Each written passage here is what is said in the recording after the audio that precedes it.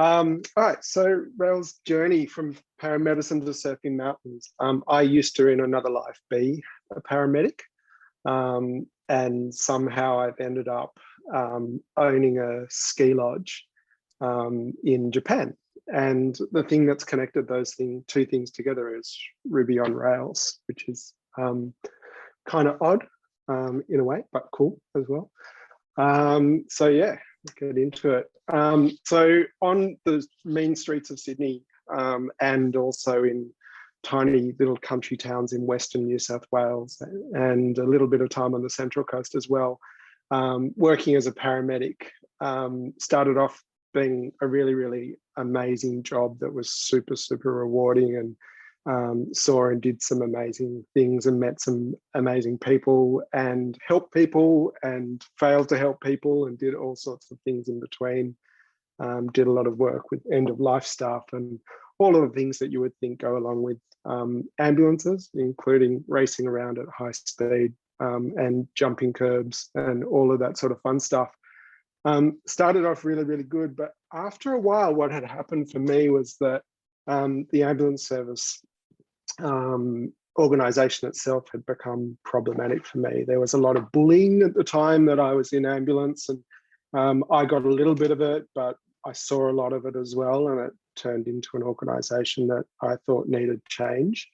And at the same time, the health services union that we were under was a lot corrupt and negotiated ambulance service wages down.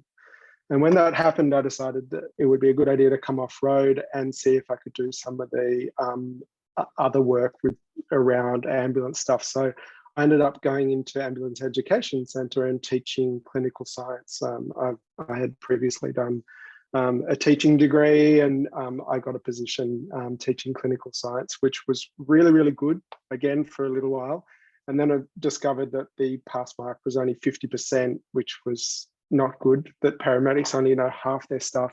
And also the Ambulance Education Centre was full of people that weren't doing good teaching and weren't using technology to do that.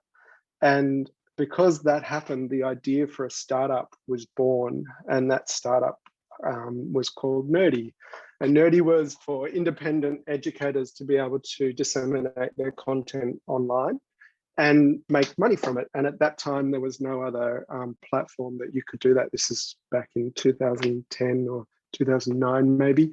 So there was no other platform that you could do that. So created Nerdy, a startup, had never really had much experience in tech world, but thought, hey, how hard could it be? So hopped into it, and we decided to build on Ruby on Rails. I'm going to play you a little video, which was our Nerdy explainer, because it'll do a better job telling you about Nerdy than I will. And I don't think anyone's seen this video for probably 8 years or something. So I thought I'd be a little bit indulgent, and as I have a captive audience, subject you all to it.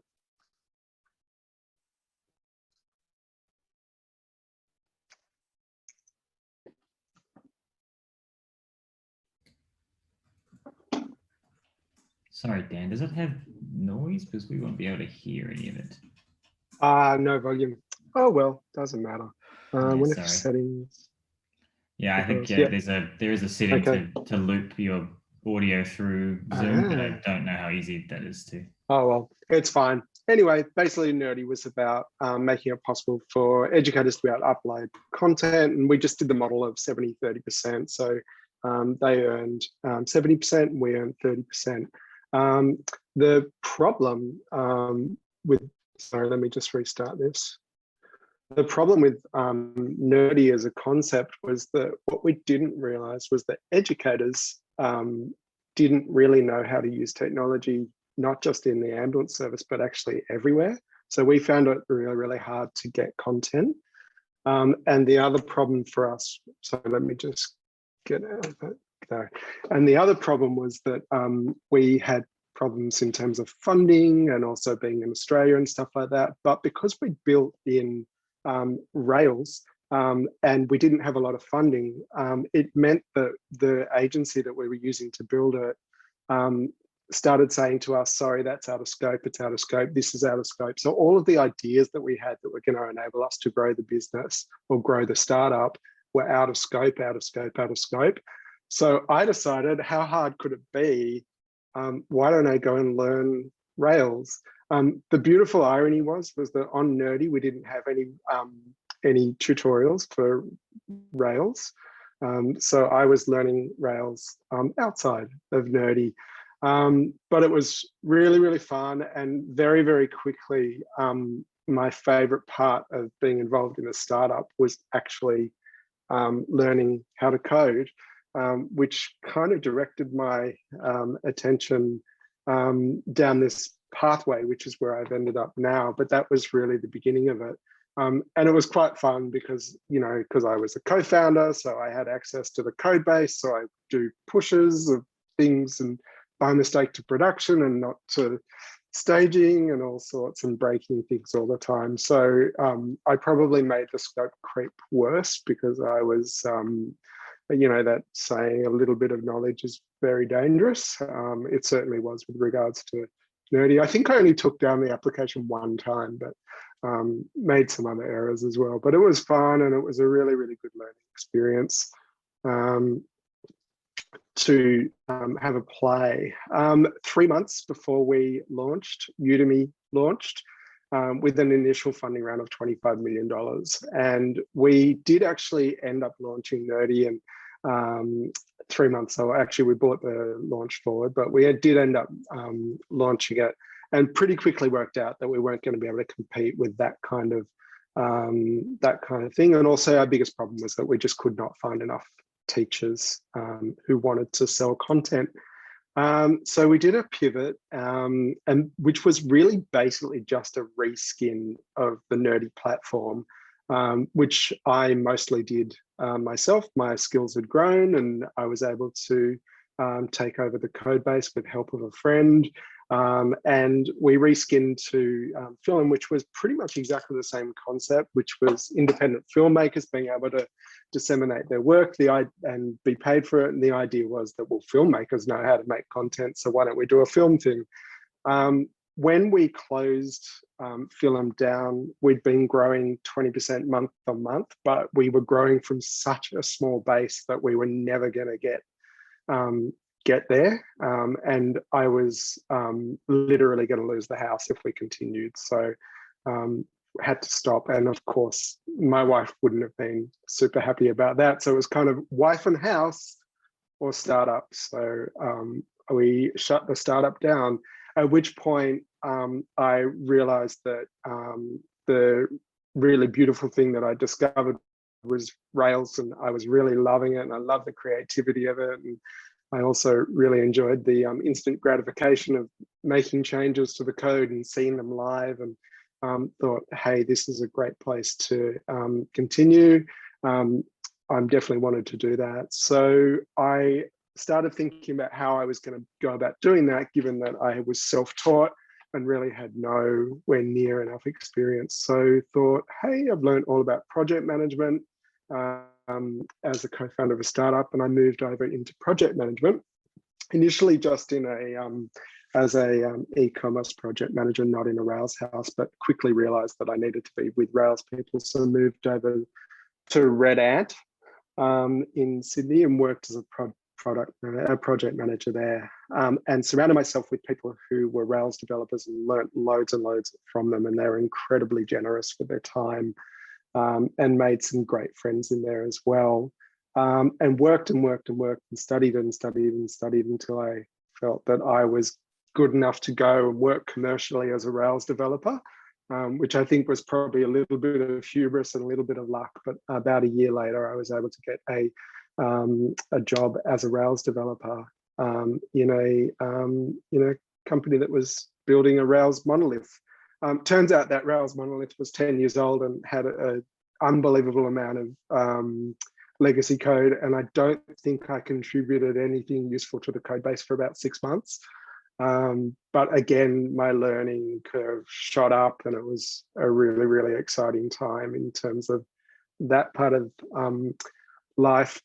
But the reality of sitting in front of a computer for 38 or 45 hours a week, or however long I was working after having come off the road as a paramedic, was something that I quickly realized probably wasn't going to work that well for me in the long term, and started thinking about how could I combine Rails and use that as a vehicle to create a business around things that I did love to do, which was primarily being outdoors.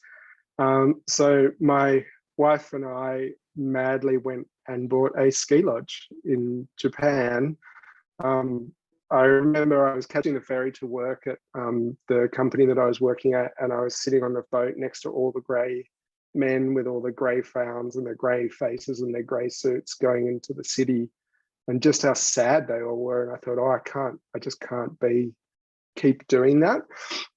So Andy and I Andy's my wife, we'd traveled to Japan every year, well, most years for the previous 20 years skiing. And yeah, so we found this ski lodge there and decided to buy it. And whilst we were going through that process, I started to build the booking application in Rails, which would support the ski lodge. So pretty quickly turned life into writing code in the afternoons, riding mountains in the morning, eating beautiful food with friends and guests and our Japanese staff, and cooking and doing all of the design, the interior design, and soaking up the culture of Japan, which was just such an incredible experience from day one, pretty much. And the first season we ran, it was, sort of really, really difficult. We didn't really know what we were doing. And we slowly, at the end of that, but by the time we got to the end of that season, we started to analyze what we did well and what we didn't do well. And we realized that the Rails application could do an enormous amount of our administration side. And also it could do a lot of the work to make everything more accurate, like restaurant bookings and lift ticket bookings and the like. And of course, it was already doing all of the bookings for the rooms themselves, and that part had already worked really, really well. So at the end of the first season, I rewrote the Rails application, which meant that we're able to have much, much happier staff because they were really in control of what was going on in the business.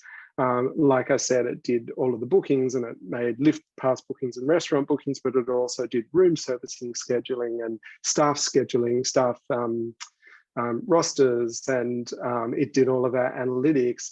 We had much more information about the way the business itself was working, and we were able to hone the business to the requirements of the business that existed particularly in Japanese ski fields. So most Japanese businesses still use fax to make restaurant bookings and whatnot. So we started to look at other ways to do things, and it was really exciting having such a flexible application that we were able to point in the direction of these really, really quirky business problems that we were trying to solve, and we were able to solve them. So it was fun, and we decreased our costs, and as a result, we increased our revenues as well, which made the business much more secure and viable, which was really, really exciting, particularly having come from a failed startup. So yeah, that was good. I probably should have put a slide in between there and this slide, which says something along the lines of hibernating because of COVID, but I just feel like I've spoken so much about COVID since we've gone into lockdown that I just don't want to speak about it anymore. But suffice it to say, Snowball Chalet is completely fine. It's hibernating.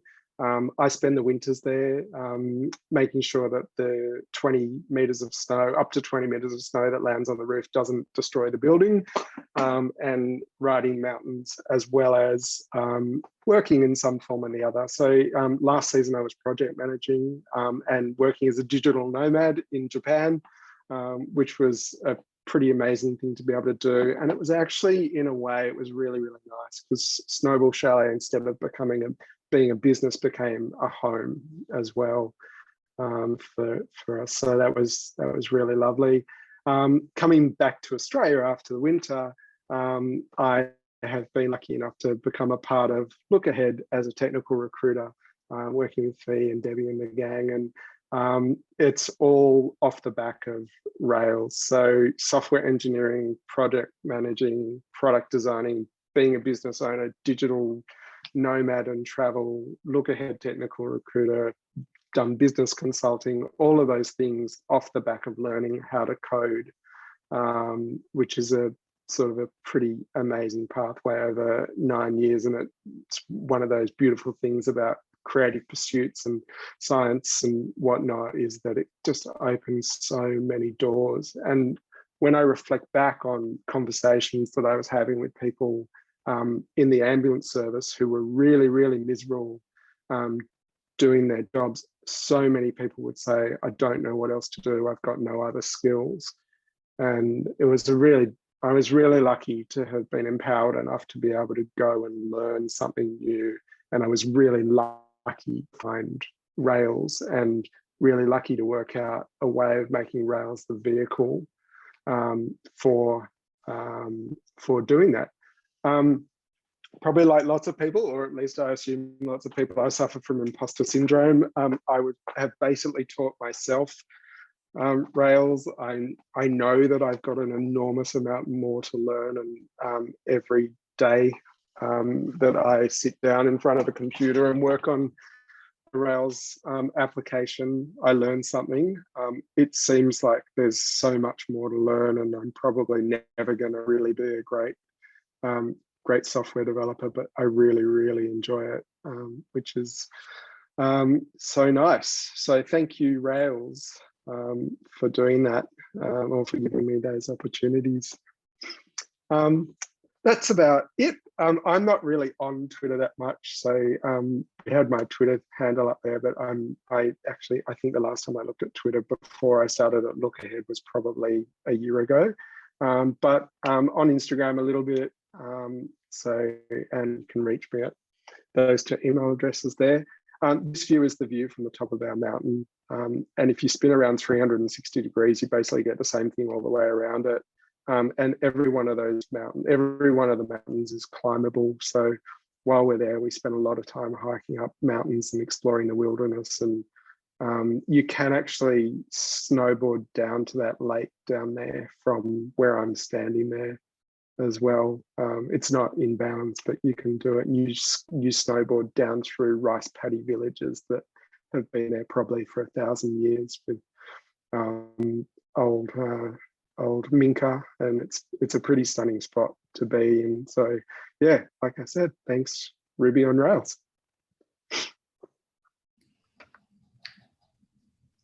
Wow. So that's the reason why you did that story about your developer origin story, and not me doing mine, because mine would be very boring, very, very boring in comparison. That was incredible, Dan. Thank you. So it was really, my pleasure. Really cool. Does anyone have any questions for Dan? Whereabouts in Japan is it, Dan? It's in northern Nagano. So it's Nagano City is about 11 minutes by bullet train from us, or from our train station. And that train station is Iyama, which is at the bottom of our mountain, so it's about 15 minutes by taxi up to the top. And the prefectural boundary of Nagano and Niigata goes right through our village.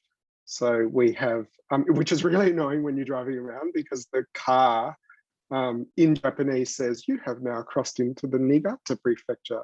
And then as you go around the corner, it goes, you have now crossed into the Nagano prefecture.